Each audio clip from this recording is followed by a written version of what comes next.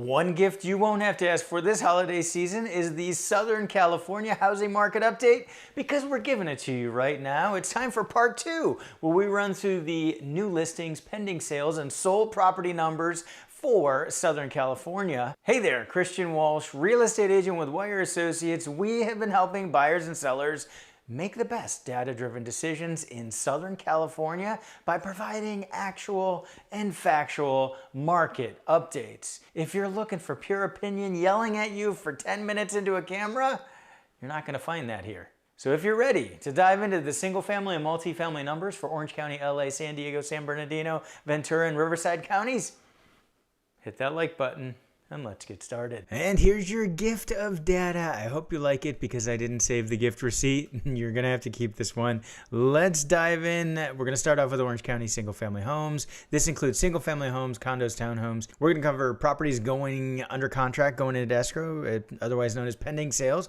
We're gonna cover closed sales, and we also have new listings. We're gonna compare how all those numbers come together for Novembers from 2018 to 2022, so we can see if there's a pattern this time of year. We're going to put it all in perspective, give it context.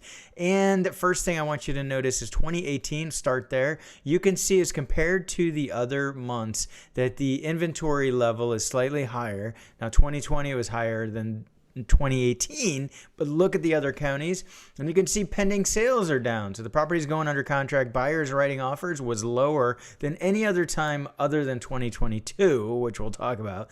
So I want to know, raise your hand if you know why we're seeing that number, and you're going to see more extreme examples in other counties. Do you remember why? I've talked about it a few times.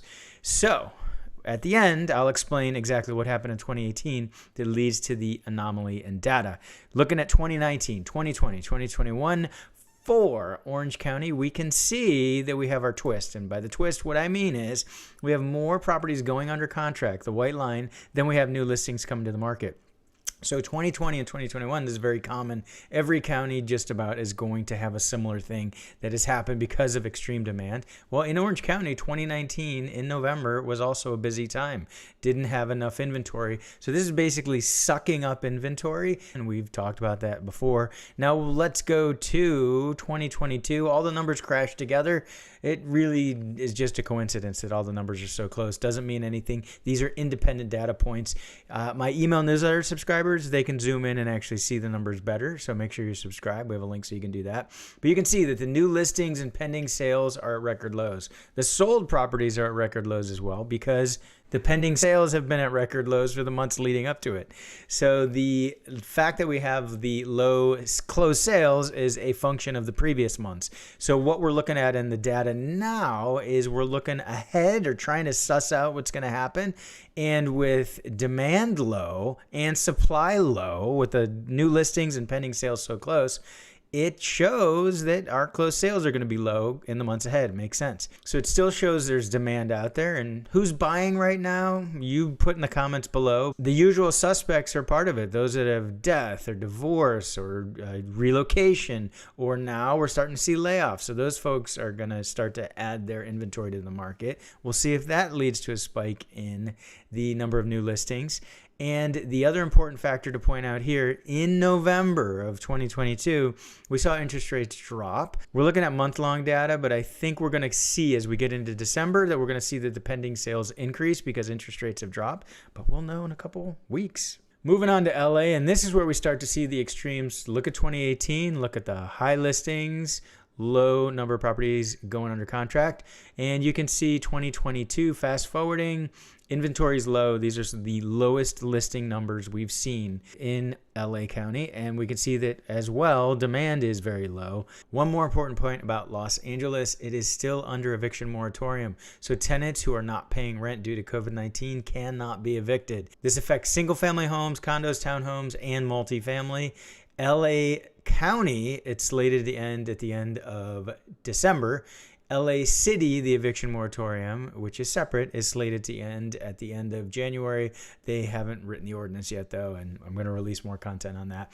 But this certainly is affecting numbers in Los Angeles for single family and multifamily. And I've talked to landlords. They've reached out for help. They are losing their properties because tenants haven't paid rent for a couple of years and they got no rental assistance, etc. And Riverside, 2018 trend stays consistent. 2022 trend stays consistent. And we can see that we have that twist in 2020 and 2021, crazy days, a lot of demand back then, low inventory. Inventory continues to drop. You'll see that trend in counties, but we do see a slightly larger gap between the new listings and pending sales than we've seen in the previous two counties, give or take. So we're going to have to continue to watch that. The Altos research reports, which hopefully you've subscribed for, I have a link below so you can do that, are showing in general that inventory has trended down, as it does at this time of year. So we're not yet seeing an increase, but we're going to have to track it closely in Riverside. In San Bernardino, check out that 2018 trend, and then we get into 2020, 2021, busy times, and 2022. Again, we've got a slight gap between the new listings and pending sales, definitely bigger than Orange County, but just record low numbers. In Ventura, our buddies in Ventura, numbers all over the place. You can see, though, it was a crazy time, 2019 through 2021. You've got the twist. So like Orange County, it was a busy time in 2019. And then we've got the drop in pending sales and the drop in new listings. And a familiar trend here in San Diego, 2018, big increase in listings, 2022, things way down, and busy years in between. So these are crazy days, but similar days for Southern California. What happened in 2018? Why are we seeing these numbers? Those who've been watching will know that November of 2018 was a special time because interest rates spiked all the way up to almost 5%. So it sounds ridiculous now when we have interest rates coming off a 7, but 5% interest rates caused this to happen in November of 2018. We saw an increase in the number of sellers putting their property on the market, thinking, oh boy, interest rates are going up. We better get it on the market now. We don't know what's going to happen next. Is it going to keep going up? And then we saw buyers back off. So we can see that 2018 had the lowest number of pending sales other than 2022 in every single county. And that was because the interest rate spiked. Buyers were spooked and didn't want to write offers. Of course, right now, all of us are looking back at 2018 and just wishing we would have bought something back then before the big run up in values, and you could have refied in 2020 or 2021 and locked in those low rates. But you can't time up the market. And we have more content coming on that, but you never can time it up. You never know for sure. If you were watching the numbers in 2018 in November, you were going to be too worried to write an offer potentially. So here we are. We know this time of year, most people are focused on the holidays, and real estate is the last thing on your mind. But if you want to reach out and have a discussion, whether you're a buyer or seller, no pressure, no obligation, reach out. We have a link below so you can do that. One of the only places you're going to get multifamily numbers for Southern California is right here on this channel. And we're going to start off with OC multifamily. This is anything 2 units and larger. We've got the numbers here. Same thing, sold in escrow.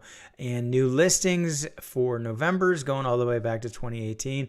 And if you remember the trend, if you've been watching these market updates, you know that COVID hit multifamily very quickly early on and kept it down. Investors were worried about buying multifamily. Then it became a crazy market for multifamily, just like housing. As interest rates went up, the market for multifamily continued to truck along.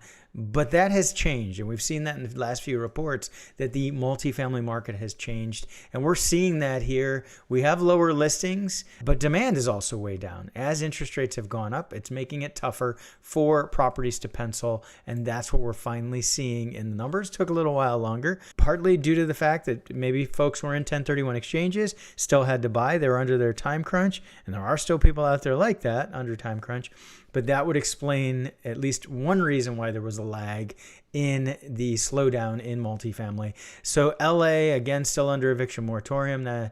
will end at the county level this month and at the city level next month. We can see that we have just record low demand there. Demand has just plummeted for Los Angeles multifamily, and I'm surprised it took this long. It is very difficult for a person to be a landlord in Los Angeles as they continue to keep the eviction moratorium around, add in additional regulations, and making it tough for landlords. Riverside, we see a big drop in inventory levels and demand levels. So these are very similar to what we're seeing in the single family side. We're seeing the drop in demand.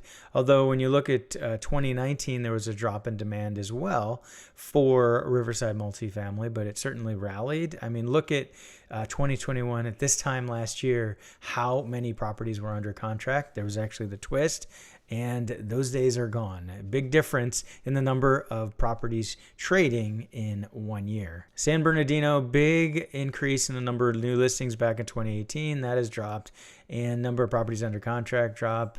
It is just demand slowing. These high interest rates, again, making it tough for things to pencil. Ventura, crazy how many properties were listed in Ventura this time of year. Everybody was trying to get out of Ventura back in 2019, and we're way down on new listings. In the entire month of November, only one property went under contract. San Diego is, wow, number of sold properties is way down, and that obviously makes sense because we've seen pending sales drop. Pending sales are low, definitely the lowest we've seen in these 5 Novembers.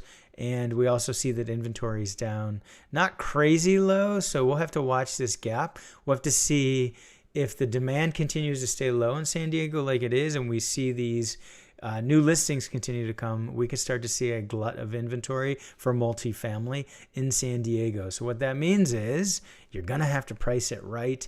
And if your property needs work or you have low rents, you're going to have a tougher time getting that thing to move without a big haircut in price. And we want to know where you think the market's headed through the rest of December and into the new year. Let us know in the comments below. Sign up below whether you're naughty or you're nice for our free weekly email newsletter. And check out this next video you're not going to want to miss on the Southern California housing market. Thanks for tuning in. This has been Christian Walsh, real estate agent with Wire Associates, and we want to hear from you.